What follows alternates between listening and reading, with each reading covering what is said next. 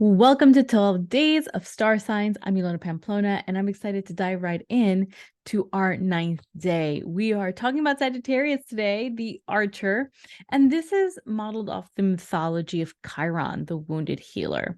So Chiron was a centaur, and he was known to be the wisest of centaurs.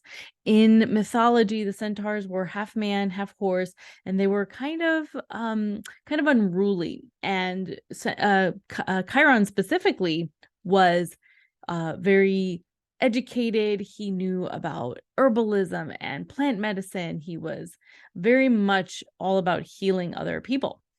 And there was a one point where Heracles, which we've seen him before, he was trying to get rid of some of the centaurs because he just didn't like them, and he accidentally shot Chiron, leaving him immortally wounded, like wounded forever, because Chiron was immortal, and so that it couldn't kill him.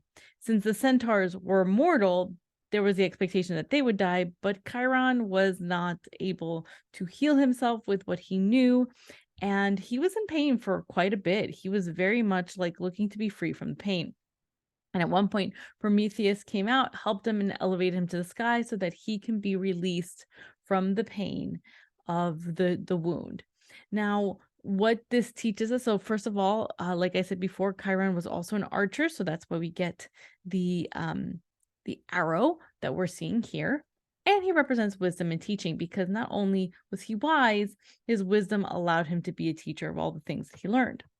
When we dig deeper into the qualities of Sagittarius, we're looking at fire. It's a fire sign. So there's alchemy, there's energy, there's spontaneity, and it's also a mutable sign, giving us flexibility and adaptability. So when we look at all of these layers of the information behind Sagittarius, we definitely get wisdom. There's wise energy behind Sagittarius, between the fact that Chiron was educated, he did learn. But also, when we think about the fact that fire is alchemy, it takes something, it moves it from one state to another. And when we look at the flexibility of wisdom, of our minds and what we're creating, wisdom is knowing that what you know is flexible, it's not fixed. We also have an adventurous aspect to Sagittarius when we mix some of the qualities and the elements, right? Because fire is very spontaneous, and the flexibility of a mutable sign makes it kind of, the ability to spark adventure wherever it goes. And there's a lot of free-spirited energy in Sagittarius, between Chiron wanting to be free from his pain, or just the fact that all of this spontaneity of fire, and the flexibility of being able to go where it wants, being not fixed to where the fire is created, really creates a free-spirited energy when we look at the placements of Sagittarius.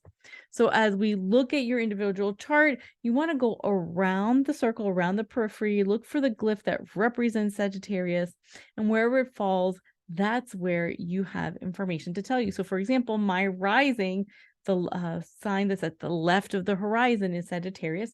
I also have Neptune in Sagittarius, and it's in the first house.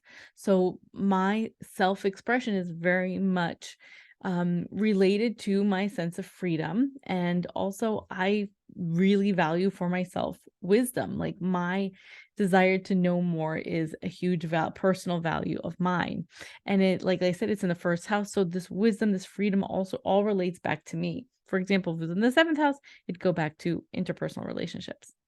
When we look at the empty houses, if you have Sagittarius as the house ruler for a house that's empty, that means that wisdom, that freedom is a key component to understanding the theme of the house that it's in. As always, I would love to hear back from you. You can always email me at ilona@ilonapamplona.com. Would love to know how you are getting through the series, what you're learning, what ahas you're having. And tomorrow we'll come back for day 10 with Capricorn.